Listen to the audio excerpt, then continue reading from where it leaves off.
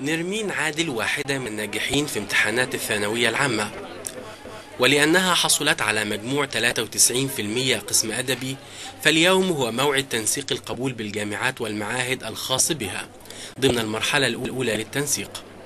ورغم أن نرمين من سكان منطقة دار السلام، وهي تعرف جيدا أنه يمكن تسجيل الرغبات من المنزل عبر شبكة الإنترنت أو حتى من أقرب مكتب كمبيوتر، إلا أنها فضلت أن تأتي بصحبة والديها إلى المكتب الرئيسي للتنسيق بجامعة القاهرة. اولا هو هيبقى يوم جميل جدا انا افتكره في حياتي، رغم ان هو طبعا زحمه وكل حاجه، بس انا حبيت يعني ان اليوم ده افضل فاكراه طول عمري. تاني حاجه، لو في مثلا لخبطه او حاجه يعني انا مش عارفاها على النت او كده، في ناس هنا ممكن كتير ترشدني، وفي ناس هنا ممكن كتير تقول لي ايه الغلط وايه الصح، ايه الحاجه اللي انا ممكن اعملها وايه، علشان بس ما يعني في البيت ما بقاش لوحدي. في هذه القاعة بدأت نرمين أول خطوة في عملية التنسيق. قدم والدها صورة من شهادتها ليتأكد الموظف من أن اليوم هو موعد تنسيقها الصحيح، ثم سلم والدها رقم يحدد موعد نرمين في الدخول إلى غرفة تسجيل الرغبات.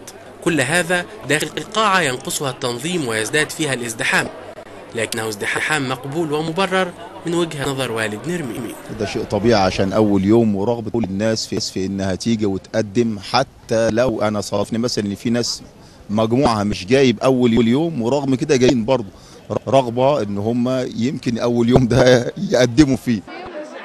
حتى يحين دور نرمين في الدخول لغرفة تسجيل الرغبات، جلست هنا تتفق مع والديها على الترتيب النهائي للرغبات.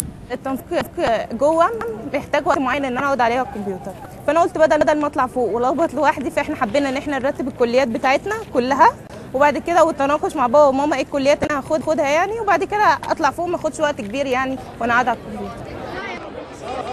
الآن حان دور نرمين لتسجل الرغبات، فصعدت بمفردها إلى قاعة الكمبيوتر في الطابق الثاني، حيث لا يسمح هنا بدخول أي مرافق مع الطالب. وفي القاعة وجدت نرمين مرشد يوضح لها كيفية استخدام موقع تنسيق الرغبات والطريقة الصحيحة لتسجيلها. في حد بيبقى عنده خلفية او عارف ازاي يدخل رغبات، بنبقى موجودين معاه. طالب ما يعرفش خالص، لازم نقعد نبقى موجودين لحد ما نطمن ان هو دخل من رقم 1 لرقم 48 مظبوطين.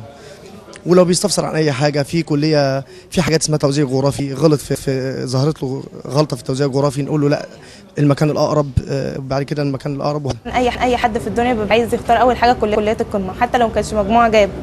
فانا ابتديت اول حاجه سياسه واقتصاد، وراها ألسن، وراها الرغبه اللي انا عايزاها اللي هي تربيه. الان اكتملت عمليه تسجيل الرغبات، وتسلمت نرمين نسخة بترتيب رغباتها وإيصال يثبت أنها أتمت فعلا عملية التنسيق.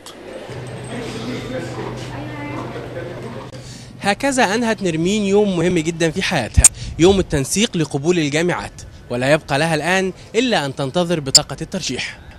محمد حكيم، برنامج مصر الجديدة مع معتز الدمرداش.